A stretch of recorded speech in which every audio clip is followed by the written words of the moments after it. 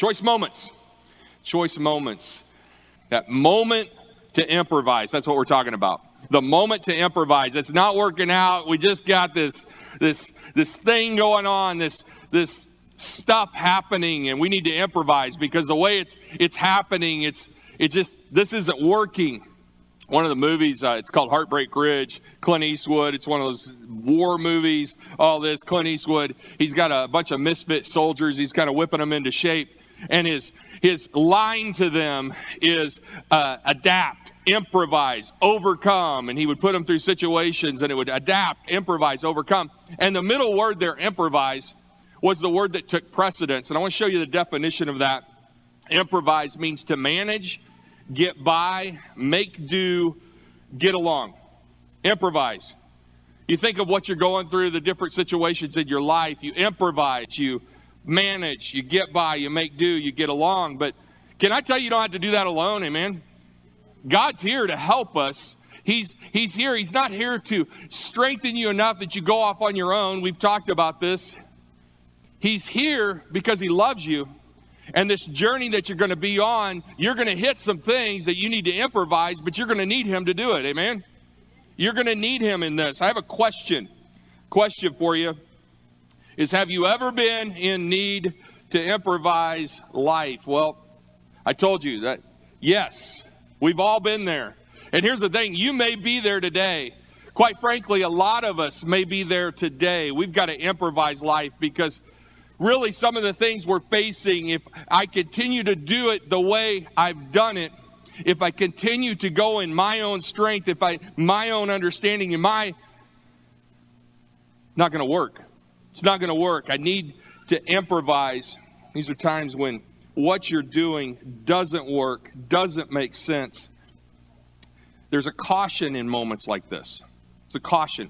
We're going to talk about that today, this caution. Because, see, sometimes you have all these things that you have at your disposal, but they're not things you think you need. You want something different, but God's placed this in your hands to be faithful. God's placed tools in your hands, maybe even weapons in your hands. We'll talk about this and how it applies. And we say, no, I need something different so that I can go do this. When in reality, you just got to be faithful with what God's given you because it's more than enough.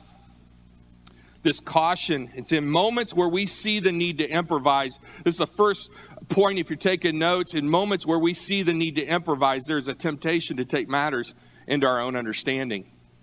To take matters into our own understanding, that involves our perspective, which involves our whole attitude, which involves really everything about us. Because when I bring it into my own understanding, then things go like this. Well, the way I see it is, the way I feel, the way I think, that's our own understanding. There's a caution here. There's a story. A fella, he goes to a gas station and fill up his car. And he's kind of thirsty, so he goes in, probably going to get some dad fuel. And goes in, gets a soda, and comes out. And he's not in a hurry. He's just kind of driving. And he's leaning up against the car. And he saw some road workers working there outside the gas station. He's kind of watching them. He leans up against his car. And he's kind of seeing what's going on. And one of the guys is digging the hole 2-3 feet deep. He's digging it out pretty quick. And then he goes on down, measures, goes down, starts to dig another hole, and a guy's coming in behind him, and he's filling in the hole. And this just keeps going on, and he's drinking his dad fuel, and he's like, this just doesn't make sense. And he watches this kind of progress. He finishes his drink, throws it in the trash. He's like, I gotta ask about this. He goes over there, and he goes, hey, I've noticed you guys are working really hard, and it kind of seems like it's a little redundant. And the guy goes, well, let me just tell you what's going on. We work for the government. And, that right there kind of said a lot. And he said, we work for the government. And see, one guy, he goes, yeah, okay. But one guy's digging a hole and the other guy's just filling in. And he said, you don't understand, mister. And he leans against his shovel. He wipes off the sweat. And he goes, normally there's 3 of us, Sam, Jesse, and me. And he said, I dig the hole, Sam sticks in the tree, and Jesse here puts the dirt back in. He said, now just because Sam's sick don't mean that Jesse and I can't work. And sometimes you're in a situation, you see a situation and there's a need, there's a moment to improvise. This isn't working. This doesn't make sense. And the caution in that is to take it into our own understanding. What's going on? Israel, the people of God. You know, if you read about Israel, the children of God, God is choosing this avenue, this people, to show the world what a holy nation would be, what an obedient nation would be, that if they will obey, God will bless. If they disobey, He can't. And time again through Scripture, they are our illustration of what it is to epically succeed and to epically fail. And we come into a situation where Israel is turning away from God. Israel is taking things into their own understanding because they are in a desperate need to improvise. Kind of some of the backstory is King Saul. King Saul is their new king. He's the first king established of Israel. God did not want them to establish an earthly king, but they desperately wanted an earthly king. And through the prophet Samuel, God anoints a king, King Saul. He's young. He's dumb. He's not acting like a king. He doesn't really know what to do. And Israel is in desperate need because of their enemy, the Philistines. The Philistines are growing. The Philistines are taking territory. The Philistines are posing a threat. That name is not unfamiliar if you read through the Scriptures, that they are the enemy of the people of God. Goliath came through the Philistines, the giant that fought David later on. The Philistines were much of the enemies of God's people when Samson was around. The Philistines are not a healthy people. The Philistines are an ungodly pagan people, and they are out to kill God's people. And here we see this need to improvise and the temptation to take matters into the own understanding. 1 Samuel 13:1-2 says, Saul lived for 1 year and then became king. So he's brand new. When he had reigned for 2 years over Israel, Saul chose 3,000 men. Keep these numbers in mind, 3,000 men of Israel. 2,000 were with Saul in Michmash and the hill country of Bethel, and 1,000 were with Jonathan in Gibeah of Benjamin. The rest of the people he sent home, every man to his tent. Now, that seems like a lot of people. That seems like a pretty decent army. The Philistines, the enemy, is surrounding. The enemy is taking over, and Saul takes a few men. If you would think that if you are facing an enemy and the enemy is growing and the threat is growing, that you would muster up as much force or the presentation of as much force as you could. But we see where Saul makes a decision. You know what? We'll take this group. You got this group. You know what? The rest of you, just go back to your tent. You just go back home. You know what? This is good enough. And that's what happens. That was his understanding of the situation. I think sometimes there's a lot of people that, they fall into this. The right thing is something that they don't like, so therefore they have trouble doing the right thing. Even though there's the need to improvise, this isn't working. I don't like what I'm going to need to do. I don't like what I'm going to have to do. And we do all kinds of things in our own understanding. Sometimes people ignore it. They get mad about the situation. They disengage. Or what we see in this story, they just go back to their tents. Well, enter into the story Jonathan. You have King Saul and you have his son Jonathan. Jonathan was an interesting guy. Jonathan was a good man. Jonathan was a warrior. He ultimately was a hero. He's the king's son. He's the rightful heir to the throne. Yet this was taken from him by God and given to David, we see later in Scripture. And here's what's crazy is Jonathan's okay with it. Jonathan understands what's going on. Jonathan, I believe, understands God much more than his father does. And Jonathan understands, by understanding God more than his father does, understands what's needed when it comes to a moment to improvise. We'll see that in the story. He actually becomes an example of what it is to be a noble, to be a hero, and to have courage and character. King Saul, he assembles his men. He sends a bunch home, sends them back to their tents. However, Jonathan goes to work by going on the attack. With what he has, he's being faithful with what he has. And this is applicable to dads, this is applicable to moms, this is applicable to every one of us. If you are faithful with what you have, God will bless. What God has given you is not given to you so that you can wait around until you get more and then be faithful. God has given you what he's giving you so that you can be faithful, and then he'll give you more. Amen? That's how it works. We see this. King Saul, he assembles the men, sends a bunch home. Jonathan goes to work. 1 Samuel 13, 3 through 7. We're going to read a lot of scripture. I'm going to need some water. Jonathan defeated the garrison of the Philistines that was at Geba, and the Philistines heard of it. And Saul blew the trumpet throughout all the land, saying, "Let the Hebrews hear." And all Israel heard it, said that Saul had defeated the garrison of the Philistines, and also that Israel had become a stench to the Philistines. So things are growing, this fight. And the people were called out to join Saul at Gilgal. And it went from bad to worse.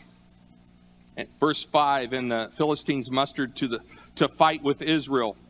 Now remember, I told you to read the numbers. Saul had like 3,000, had 1,000. Here's what the Philistines came to the fight with: 30,000 chariots and 6,000 horsemen and troops, like the sand on the seashore in multitude. They came up and encamped in Michmash to the east of Bethaven. Verse 6, when the men of Israel saw that they were in trouble, for the people were hard pressed, the people hid themselves in caves and in holes and in rocks and in tombs and in cisterns. And some Hebrews crossed the fords of the Jordan to the land of Gad and Gilead. What's interesting is, in other words, they were so scared of what was happening. They were so scared in the response of the enemy. They were so, thank you. Man, I got lots of water now. Thank you, sir. They were so scared that joining the other side was better than the situation they were in. Again, they're taking it in their own understanding, aren't they? We got to be careful that when we face a battle, that when we face a tough situation, when we face that moment that we see something has to be improvised, that we not take it in our own understanding and act on our fears and act on what we perceive as the situation, and we go to God for what he has to offer in the situation. Saul was still at Gilgal, and all the people followed him trembling. Nothing like being a king and everybody that's following you. Many of them are hiding, but those that are following you are trembling. They're scared to death. If there was a time to improvise, it was now. And in moments where we see the need to improvise, this is in your notes, there's a temptation to take matters into your own hands. There's a temptation to take matters into your own understanding, and there's a temptation to take matters into your own hands. Well, I could fix this. See, what you're facing, you may be feeling the need to improvise, and what you're facing, you may be wanting to take it into your own understanding, your own hands. Can I tell you, there's a caution there. Careful. Because you will only be as strong as you are. By faith, we're as strong as God is, when we're faithful with what he's given us. So here we see Saul and his army waiting on an answer from God. Ever have to wait on God? That's never fun. But that's where our faith grows. You know, I have this thing I'll say is waiting's not wasting. You know, when you're waiting on God, when God has spoken something, when there's a need to improvise and you're waiting on God, I mean, that's never fun. I mean, I have a lot of people come up to me, you know, I'm looking for a job, I'm looking for this, I need this healing, I need this. But God's faithful. In other words, I'm waiting. Israel is in desperate need to improvise. The people are scared to death. The enemy is rising. The enemy is rising up. The enemy is completely, in human terms, way bigger than they are. And they're rallying. And they're having to wait on God. Waiting on the man of God. Here's the story, 1 Samuel 13, 8 through 15. It says he waited 7 days, the time appointed by Samuel. Samuel's the prophet. He's the man of God in that day. But Samuel did not come to Gilgal. Saul's waiting. He's waiting. The man of God's coming. We need God's blessing for what we're about to do. It's time to improvise. We need this blessing, and here's my understanding, and here's my ability. Man, I'm going to take matters into my own hands, but I'm going to wait, but I'm only going to wait so long. The people were scattering from him. What he had, now he's losing. And he's waiting, and he's waiting. Verse 9, so Saul said, bring the burnt offering here to me, and the peace offerings. And he offered the burnt offering. And as soon as he had finished offering the burnt offering, behold, Samuel came. And Saul went out to meet him and greet him. If I could add in there, he went out to meet the man of God, the one who was going to offer the sacrifice, the one who was ordained, the one who was anointed on behalf of the people of God to present this offering. That's how it was done at that time. This is how it had to be. The one who was supposed to do it wasn't there yet. And so Saul takes it in his own hands. I'm going to do it then. He gets ahead of God. Sounds familiar to many people's stories. Verse 11, Samuel said, what have you done? He says, and Saul said, oh, when I saw that the people were scattering for me and that you did not come within the days appointed and that the Philistines had mustered at Michmash, all these excuses, I said, now the Philistines will come down against me at Gilgal, and I have not sought the favor of the Lord, so I forced myself and offered the burnt offering. And Samuel said to Saul, you have done foolishly. You have not kept the command of the Lord your God with which he commanded you. For then the Lord would have established your kingdom over Israel forever. But now your kingdom shall not continue. The Lord has sought out a man after his own heart, which we ultimately know was David. And the Lord has commanded him to be prince over his people, because you have not kept what the Lord commanded you. And Samuel arose and went up from Gilgal. And the rest of the people went up after Saul to meet the army, and they went up from Gilgal to Gibeah of Benjamin. Remember how many they're facing? And Saul numbered the people who were present with him, about 600 men. 600 men are left. This king has taken matters into his own hands. This king has taken matters into his own understanding, into his own hands, because there's a desperate need to improvise. What we're doing is not working, but what he's doing is absolutely not working now, because it's going against what God has established. King Saul's response is similar to many, I think, in a situation where something has been done wrong. What Saul did was he did something wrong. He shouldn't have overstepped what God had established. You could go back and read some of the details of the story. What God said was very clear, and he overstepped what God had said. Well, I'm going to do this. I'm going to make this happen. So we have a lot of people that are trying to make this happen, whatever this is. You know what? I'm just going to make this happen. And then ask for God's blessing. Doesn't work that way.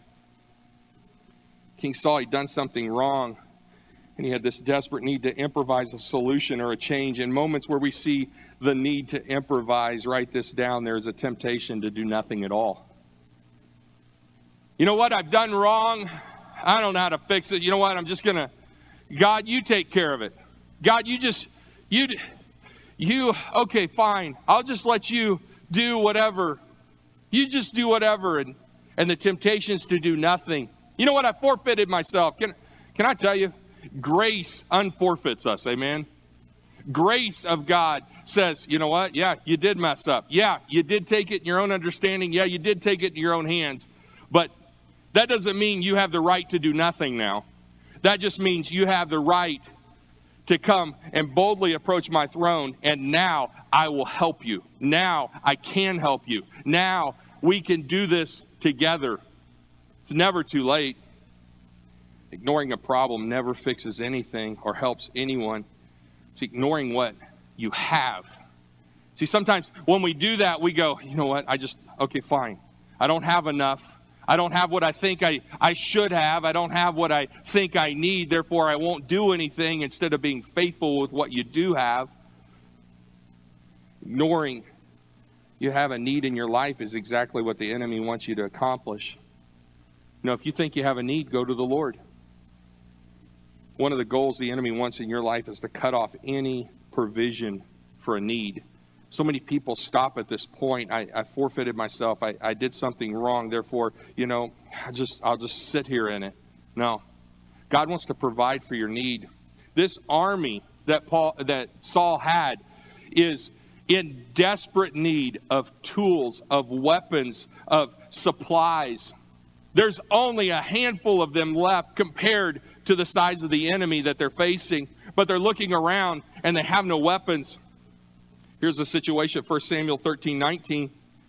Remember I told you the Philistines have come around them. They're infiltrating their territories and they're taking control of the supply lines, which is a military tactic. It says, now there was no blacksmith to be found throughout all the land of Israel, for the Philistines said, lest the Hebrews make themselves swords or spears. I mean, this is methodical. This is strategic. The enemy is being methodical and strategic. We could close this down and this down, and they won't have blacksmiths. So whether they were killing off the blacksmiths, whether they were scaring off the blacksmiths, the situation was they couldn't fashion the tools they were needing. And the Philistines were controlling all of this. And the enemy in this case had cut off the provision for the need. I'm convinced that if you look around, I don't care how dark, how dreary your situation is, how much you think you have lack, if you will look around and see what you have, God can use what you have. God will use what you have, but it will require you to be faithful with what you have.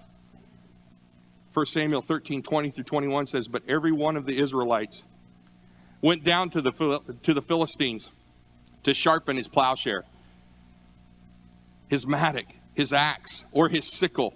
And the charge was 2/3 of a shekel. So they're having to pay for this, for the plowshares and for the mattocks, and 1/3 of a shekel for sharpening the axes and for setting the goads. I like this part. It's like, here's all we've got. We don't have weapons. We can't fight. You know what? The enemy won. Let's just deal with it. Let's just live life. The mercy of the Philistines. No, they didn't do that.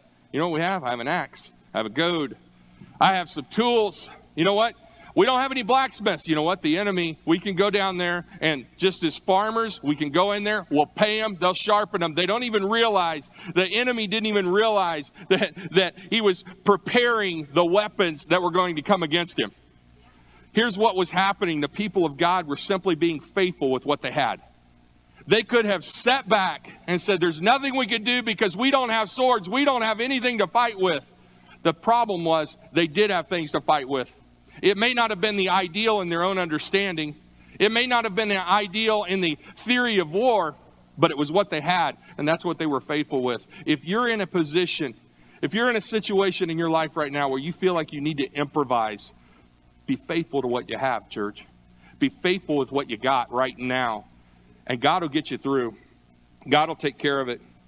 Interesting to note, 1 Samuel 13:22, it says, so on that day of battle, there was neither sword nor spear found in the hand of any of the people with Saul and Jonathan. But Saul and Jonathan, his son, had them. I think that's interesting. Here everybody is battling, and I picture this sword that they've got. Looks like something out of Braveheart. And Jonathan has a sword, and King Saul has a sword, but everybody else got a sharpened shovel or an axe. I mean, they look like something out of some crazy Mad Max movie. But they're being faithful with it. Listen, those who have been fully equipped with battle gear to lead the way. Those who have been fully equipped with battle gear to lead the way. Jonathan and Saul are to lead the way. King Saul specifically is to lead the way. He's been equipped. I look around and I see the church, capital C, church, not just Crosswalk, but specifically I'm talking to us today. And there's a lot of people that have been equipped much more than others. And they're sitting back going, well, if I just had an army, if I just had this, but you've been fully equipped to do much more in this battle that's raging than what you're doing. And I don't know what God's called you to. I don't know what He's gifted you in. I don't know what your talent is. But you're sitting there with a perfectly good sword that's stuck in the ground that you're leaning on, longing for something else, and not being faithful with what God has equipped you with. Jonathan and Saul are sitting here with the same equipment for battle. Everybody looking to them to lead the way. And Saul doesn't know what to do. Doesn't know what to do. He's scared. His followers are scared. 1 Samuel 13:23 says, and the garrison of the Philistines went out to pass to the pass of Michmash, going into chapter 14. It says, one day, Jonathan, the son of Saul, said to the young man who carried his armor, "Come, let us go over to the Philistine garrison on the other side." But he did not tell his father. I think that's interesting. He didn't tell his dad. Why didn't he tell his dad? Because his dad is thinking in his own understanding. His dad is thinking in his own power. His dad's not thinking, you know what? Let's just be faithful with what God's given us. We're the people of God. We're the people of God. It's interesting. He didn't tell his dad because the moment to improvise had come.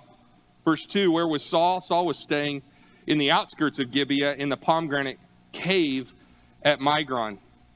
I see that and I think, Migron, I'm thinking Saul had a migraine. The people who were with him were about 600 men, including... Now, notice who's with Saul.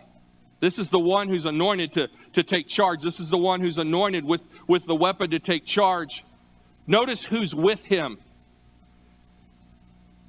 It says, including Ahijah, the son of Ahitub, Ichabod's brother, son of Phinehas, son of Eli, the priest of the Lord in Shiloh, wearing an ephod. That ephod was the symbol of priesthood. That was the symbol of the godly man.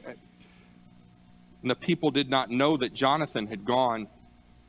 Here's what's interesting is all the political, all the military, all the religious authority to act and to improvise in this situation was available, but they didn't know what to do.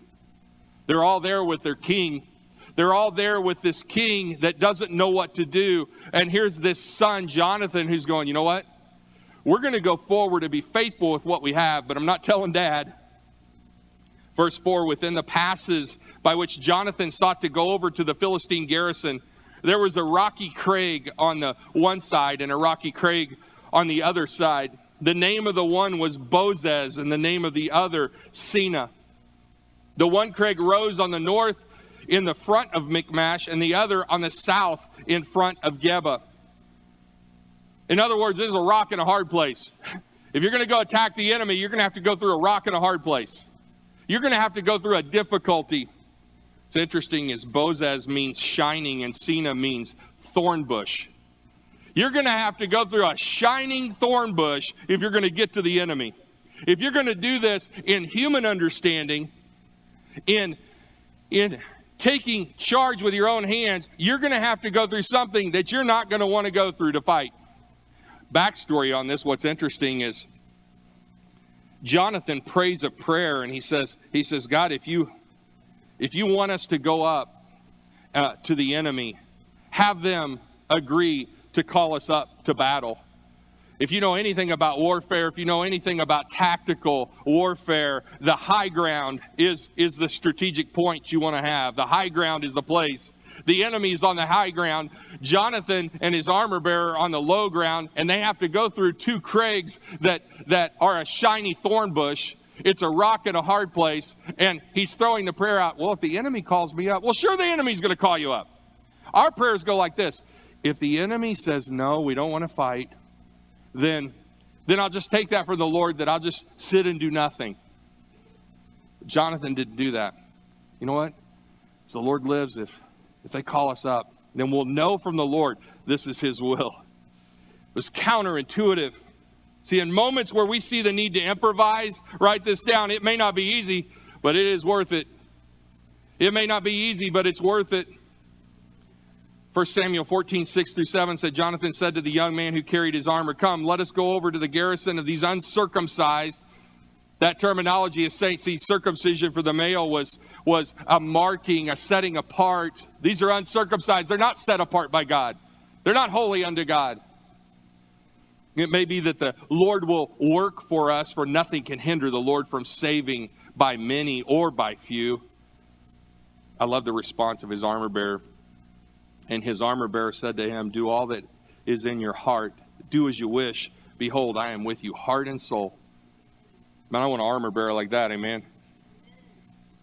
Armor bearer that'll go between a rock and a hard place, a shining thorn bush, to attack an enemy that has the advantage in human standards. It's interesting, you read the details of the story. Jonathan goes, man, he cuts down about 20 of them in a small area. I mean, he was savage. 1 Samuel 14, he must have had dad fuel. 1 Samuel 14, 13 through 15.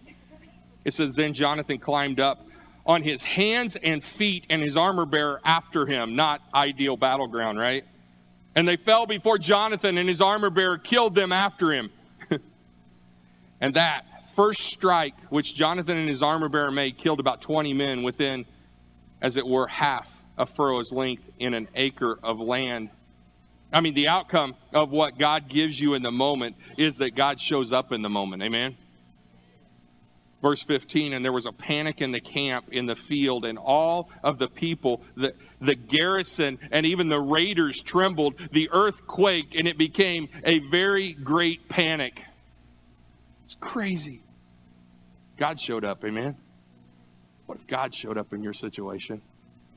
How different would it be? How would your perspective change if God showed up in your situation? 1 Samuel 14, 16 through 17, and the watchmen of Saul and Gibeah of Benjamin looked, and behold, the multitude was dispersing here and there. And then Saul said to the people who were with him, count and see who has gone from us. And when they had counted, behold, Jonathan and his armor bearer were not there. I mean, here's all 600 of us around. Count, because we need numbers. We need lots of people. What do you mean? We've lost more. Who's gone? Oh, your boy and his armor bearer.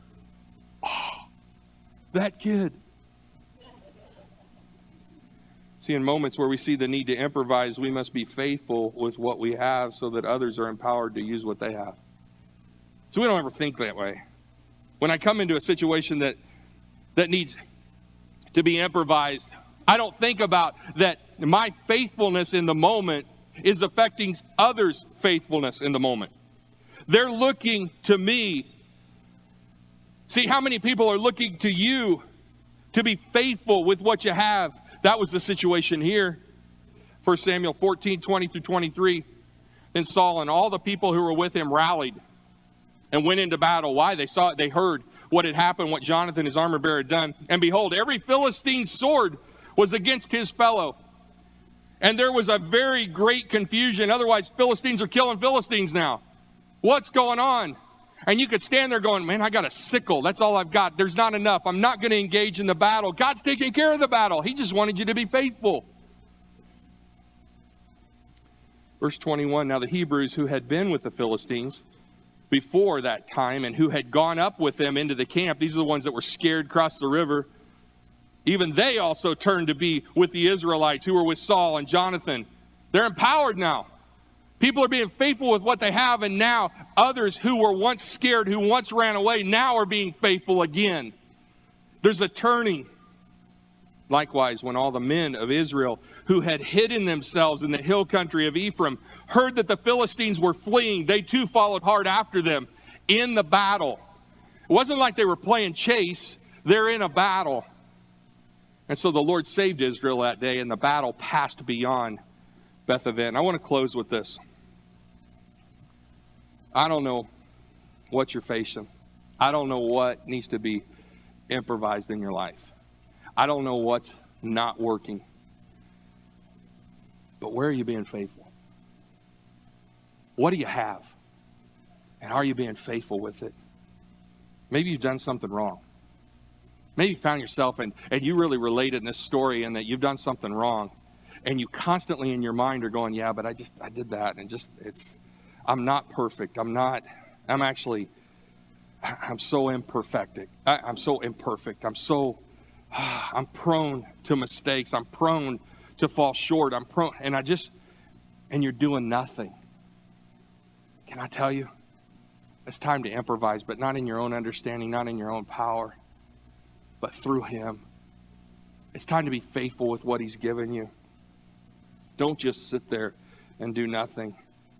But maybe you're here and you found yourself, you're hiding. You're hiding because you don't realize you have what you need. You have what you need through God. It's provided to you. You just have to be faithful, or maybe you found yourself wanting something. There's something in your life. There's something that's lacking. And you got to be careful because it could be that you're sitting there on a perfectly good sword just thinking about, if I just had something else. When in reality, you have everything you need for the battle. You have everything you need.